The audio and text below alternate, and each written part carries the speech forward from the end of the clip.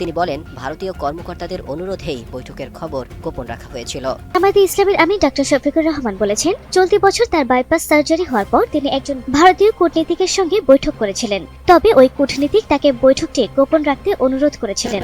আজকে আমার মূল কারণ হচ্ছে সন্তোষ শর্মা। অ্যাকচুয়ালি আমি খুব আপসেট। প্রথমে দেখলাম জামাতে ইসলামীর অনুষ্ঠানে সন্তোষ শর্মা, তারপরে দেখলাম বিএনপির তারেক রহমানের উপস্থিতিতে একটা কনফারেন্সে সে জয়েন করেছে। আমি একটা জিনিস স্পষ্ট করে বলতে চাই, যাদের সাথে যে কোনো রাজনৈতিক দলের সাথে ভারতের কানেকশন আছে আমি তাকে সাপোর্ট করি না। আমি প্রেসিডেন্ট জিয়াউর রহমান একজন গ্রেট সাপোর্টার, ওনাকে আমার খুব পছন্দ। ওনার মেজর জিয়া নামটা বাপচাদের থেকে শোনার কারণেই আমি ইন্সপায়ার্ড হয়েছি আর্মিতে জয়েন করার জন্য, আর্মিতে এসেছি। বাট প্রেসিডেন্ট বিএনপি আমি যা দেখতেছি একদম ক্লিয়ার ভাষায় বলি, ভারতের কোলে গিয়ে বসে গেছে। বর্তমানে ভারতের কোলে যদি বসে যায় তাহলে এই 24-এর যে বিপ্লব যেটা হয়েছে এই বিপ্লবকে অপমান করা হয়। আমি চাই না কোনো দল যাদেরকে এই বিপ্লবকে অপমানিত করেছে তাদের পক্ষে থাকতে। আমাকে অনেক আগেই যখন শেখ হাসিনার বিরুদ্ধে আমরা বিভিন্ন সভা সেমিনার নিউ ইয়র্কের ইউএন হেডকোয়ার্টারের সামনে আমরা প্রসেশন করেছিলাম বিভিন্ন প্ল্যাকার্ড নিয়ে টাইম স্কোয়ারে, তখন আওয়ামীপন্থী একজন মিলিটারি অফিসার বলেছিল যে তোমার তো একুল গেছে ওকিল গেছে, মানে কি যে আমি আওয়ামী লীগ এবং বিএনপি আমলে দুই জায়গায় নাকি দুই পার্টি নাকি আমাকে ধরবে। ইট ওয়াজ নেভার এ ম্যাটার, যেহেতু আমি নিজেই ম্যাডাম খালেদা জিয়ার বাড়িতে আমি ওখানে ছিলাম। এই সমস্ত জিনিস আমি আগেই ক্লিয়ার করে দিয়েছি। আমার কাছে যখন যেটা আইনের মধ্যে ছিল, আমার কাজের অংশ যেটা ছিল আমি করেছি। বাট আমি অ্যাকচুয়ালি এই সন্তোষ শর্মার বিএনপি এবং জামাতের সাথে যাওয়াটা একদম নিতে পারতেছি না। এটা বুঝতে হবে বাংলা রাজনৈতিক দলগুলোকে যে ভারতের বর্তমান রাজনৈতিক ট্রেন্ড হচ্ছে anti India, simple anti India. এটার সাথে কোনো ইফ বাট নেই। ভারত আমাদেরকে গত 15-16 বছরে যা করেছে এটা আমরা নিজের চোখে দেখেছি। ভারতের 5,000 সৈনিক ইসরায়েলে গিয়ে গাজাতে গিয়ে মুসলমান নিধন করেছে, এটা তাদের সংসদে এই কথাটা বলেছে।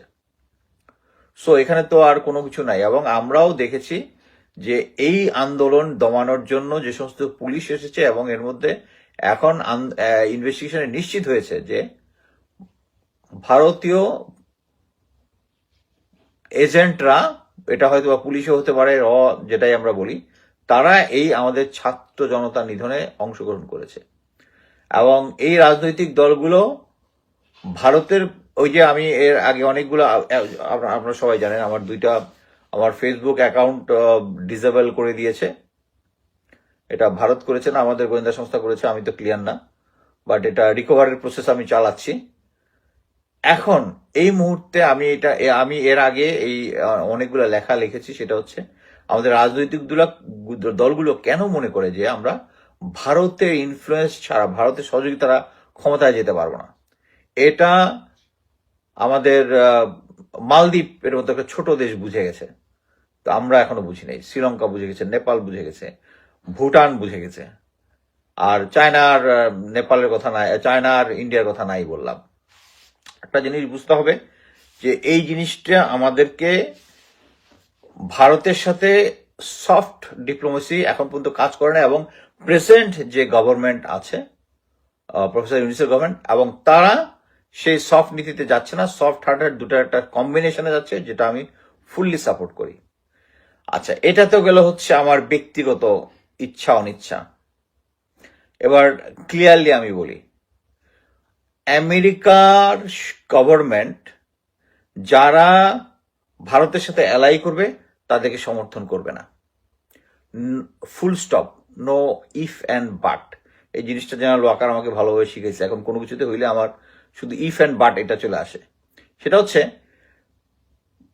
আমেরিকা যদি পারত তার আমেরিকা, আমি এর আগে অনেকবার বলেছি যে আমেরিকার প্রধান ইন্টারেস্ট হচ্ছে বার্মা অ্যাক্ট।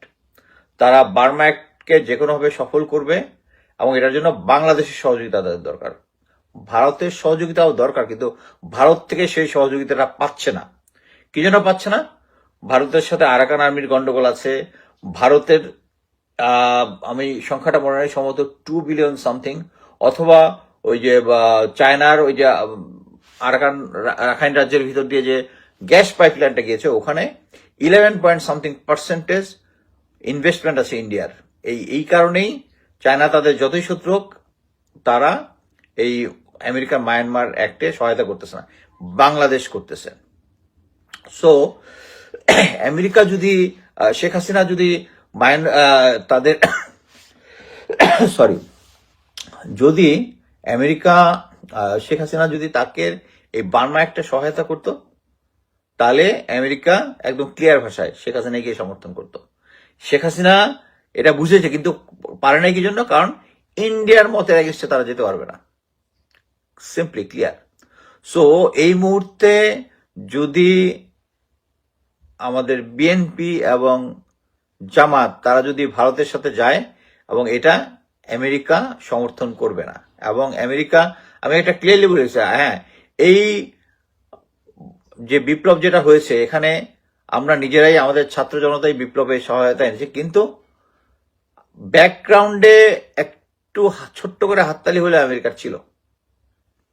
সো এটা আমাদেরকে মেনে নিতে হবে, এবং আমি মনে করি যে কম ছিল দেখে ছাত্ররা শেষ পর্যন্ত জেনারেল ওয়াকার আর জেনারেল হামিদ এদের মাধ্যমে বিভ্রান্ত হয়ে আসিফ নজরুল এবং অন্যান্যদেরকে, শুধু একটা ভালো কাজই করেছে ছাত্ররা, প্রফেসর ইউনুসের ব্যাপারে স্ট্রিক্ট ছিল।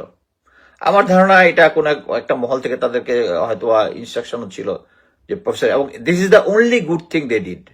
বাকি সমস্ত আসিফ নজরুল সহ আরো কয়েকজনকে যেটা দেখতেছি, উই আন্ডারস্ট্যান্ড স্টিল এই সরকারের উপরে আমি খুশি। কি জন্য? তারা ভারতকে সঠিক জবাব দিতে পারতেছে, এবং এটা একদম ক্লিয়ার, যারা ভারতের কোলের মধ্যে বসে পড়বে তাদেরকে আমেরিকা সমর্থন করবে না, আমেরিকা সমর্থন করবে না।